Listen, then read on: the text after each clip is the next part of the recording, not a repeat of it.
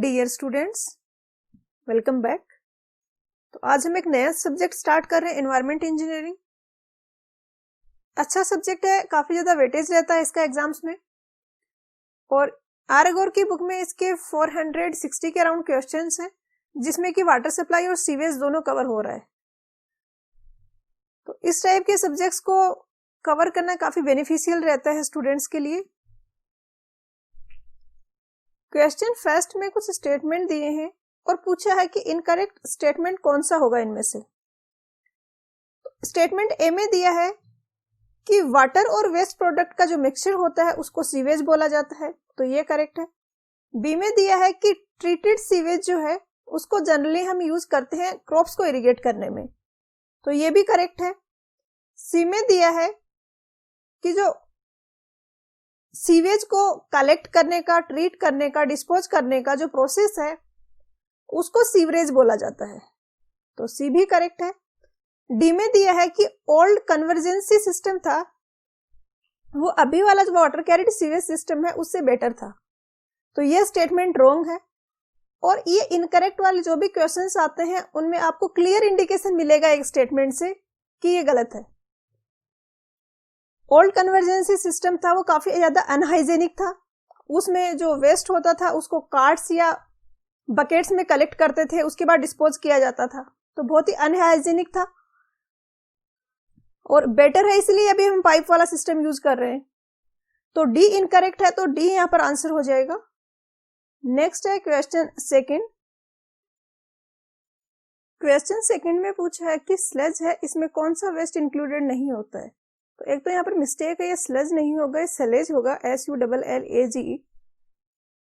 और सलेज एक टर्म है जिसमें कि हम इंक्लूड करते हैं वॉश बेसिन, बाथरूम और किचन के सिंक के वेस्ट को, बट टॉयलेट का सिंक उसमें नहीं इंक्लूड किया जाता है। स्लज होता है, ये जब सीवेज को ट्रीट करते हैं तो लास्ट में जो रेजिडुअल बचता है, जो सेमी सॉलिड स्टेट में होता है, उसको बोला जाता है स्लज। तो यहाँ पे ये करेक्शन होके फिर आंसर हो जाएगा ऑप्शन डी, टॉयलेट्स। नेक्स्ट है क्वेश्चन थर्ड। इसमें पूछा है कि वाटर कैरिड जो सीवेज सिस्टम है वो किस किस को रिमूव करता है। तो वो डोमेस्टिक सीवेज को भी करता है, इंडस्ट्रियल सीवेज को भी करता है। स्टॉर्म सीवेज इसने जो बोला है ये ओल्ड टर्म है थोड़ी, अभी इसकी जगह हम ड्रेनेज टर्म यूज करते हैं। जो रेनफॉल हो रहा है उसका जो पोर्शन रन ऑफ है उसको भी हमें डिस्पोज करना है, ड्रेन आउट करना है, तो उसको पहले स्टॉर्म सीवेज बोला जाता था, बट अभी इसको ड्रेनेज बोला जाता है या स्टॉर्म ड्रेनेज बोले जाता है, तो ये भी इंक्लूडेड होता है, तो आंसर ऑप्शन डी हो जाएगा, ऑल ऑफ द अबव।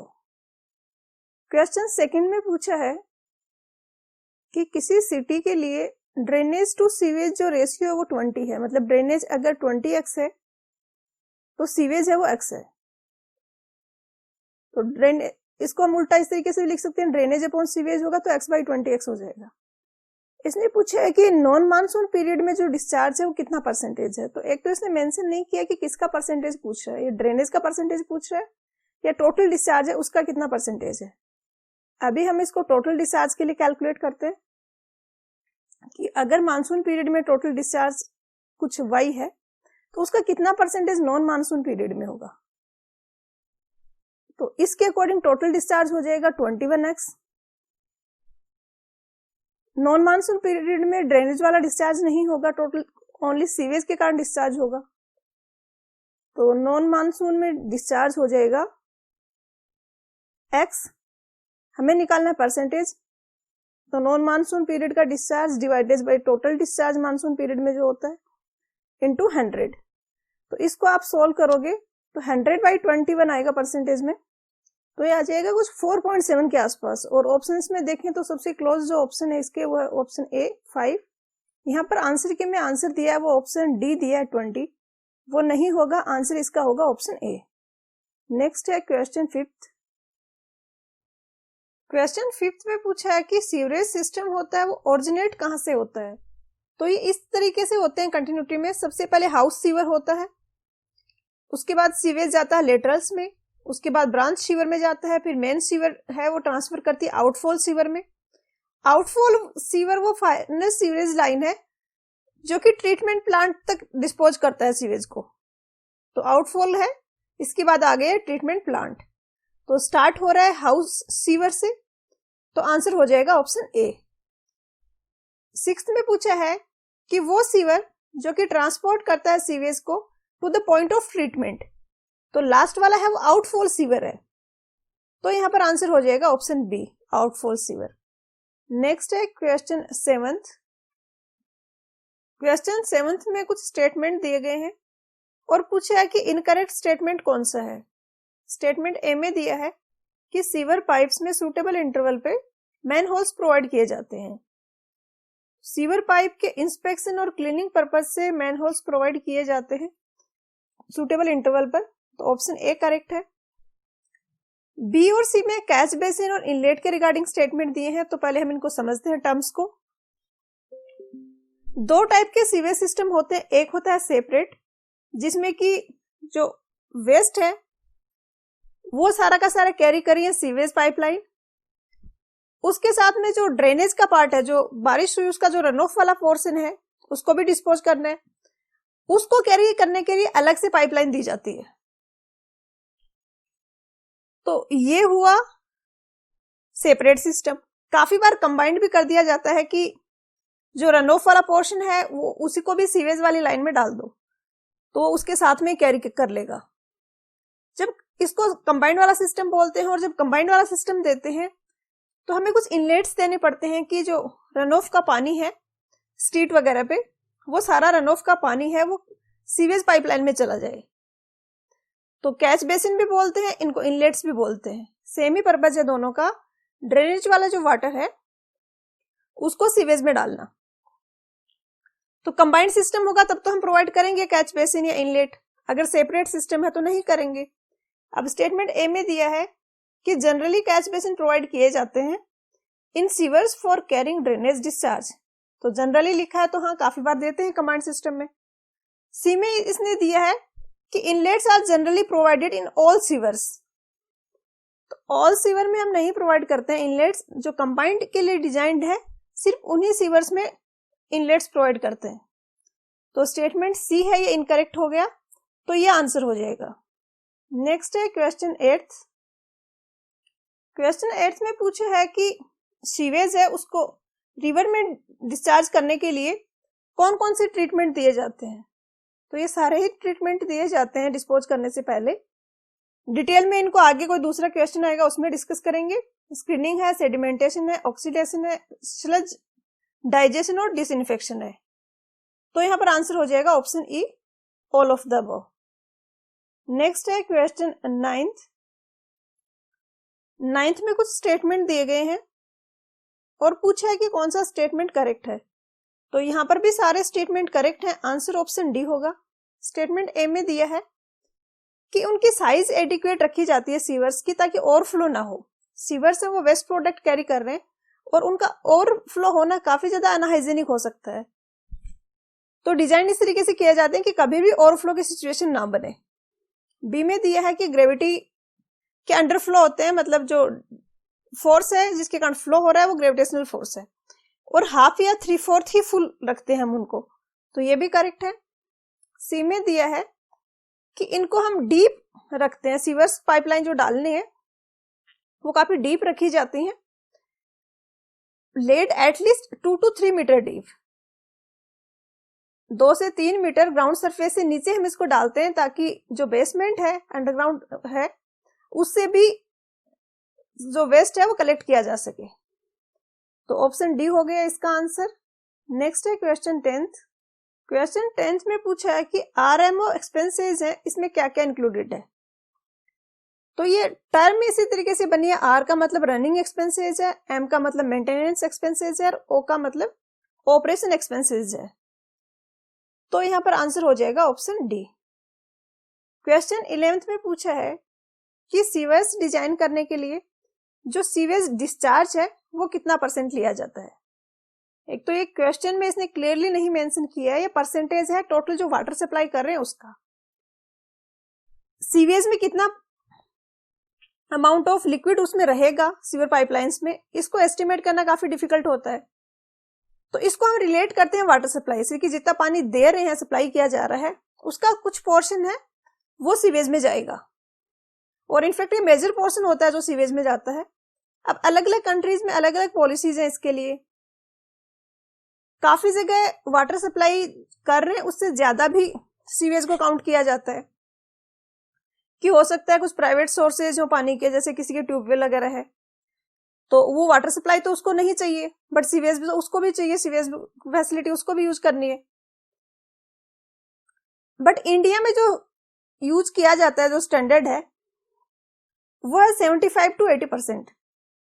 तो आंसर हो जाएगा ऑप्शन सी। नेक्स्ट है क्वेश्चन 12th। क्वेश्चन 12th में पूछा है कि 40 to 50 इयर्स का डिजाइन पीरियड है, वो सीवरेज सिस्टम के कौन से कंपोनेंट के लिए हम अडॉप्ट करते हैं।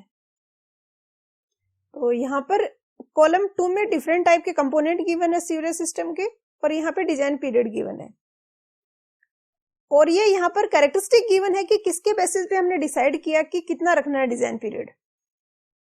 तो ब्रांच सीवर, मेन सीवर और ट्रंक सीवर, जिसको आउटफॉल सीवर भी बोला जाता है, इनके लिए डिजाइन पीरियड होता है 40 to 50 इयर्स होता है, क्योंकि इनको बाद में एनलार्ज करना काफी कॉस्टली होता है, डिगिंग करनी पड़ेगी, उसको रिप्लेस करना पड़ेगा, काफी ज्यादा डिफिकल्ट टास्क है। ट्रीटमेंट यूनिट है, उनका डिजाइन पीरियड 15 to 20 इयर्स ही होता है, क्योंकि उनमें फिर भी एक्सपांशन करना उतना मुश्किल नहीं है जितना कि ब्रांचेज और मेन सीवर में है। और पंपिंग प्लांट है, उसका 5 to 10 इयर्स ही होता है, क्योंकि वहां पे एडिशनल पंप हम इंस्टॉल कर सकते हैं। अगर लोड बढ़ गया है पंपिंग प्लांट पे, तो हम एक्स्ट्रा से पंप इंस्टॉल कर सकते हैं, जो कि उतना डिफिकल्ट नहीं रहेगा। तो इसलिए इसमें 5 to 10 इयर्स ही कंसिडर किया गया डिजाइन पीरियड। तो इसमें आंसर हो जाएगा ऑप्शन डी 12 का। 13 में पूछा पंपिंग प्लांट का, तो इसका हो जाएगा 5 to 10 इयर्स। नेक्स्ट है क्वेश्चन 14। क्वेश्चन 14 में पूछा है कि मैक्सिमम सीवेज फ्लो और एवरेज सीवेज फ्लो का जो रेशियो होता है, वो ट्रंक मेंस के लिए कितना होगा जिनका डायमीटर है वो 1.25 मीटर से ज्यादा है। तो यहाँ पर टाइप ऑफ सीवर दिया गया है, यहाँ पे रेशियो दिया गया है इनका। ट्रंक मेंस है वो 1.25 मीटर से ज्यादा अगर है, तो उसके लिए ये रेशियो होगा, ये 1.5 होगा। और जैसे जैसे स्मॉलर डायमीटर की तरफ हम मूव करेंगे, मेंस हैं या ब्रांचेज हैं, उनके लिए ये फैक्टर है, बढ़ता रहता है। और इसके पीछे लॉजिक भी है। जैसे फॉर एग्जांपल हम एक ही घर के लिए देखें, जैसे लेटरल है या हाउस सीवर है, तो वो एक घर या 4-5 घरों के लिए एक होगा कोई। अब हो सकता है इस 5 घर जो हम कंसिडर कर रहे हैं, उसमें सारे के सारे लोग हैं वो वर्किंग हैं या किड्स हैं वो स्कूल गोइंग हैं, तो दिन के टाइम घर पे कोई नहीं रहता, तो मॉर्निंग में काफी हाई डिस्चार्ज रहता है सीवर में।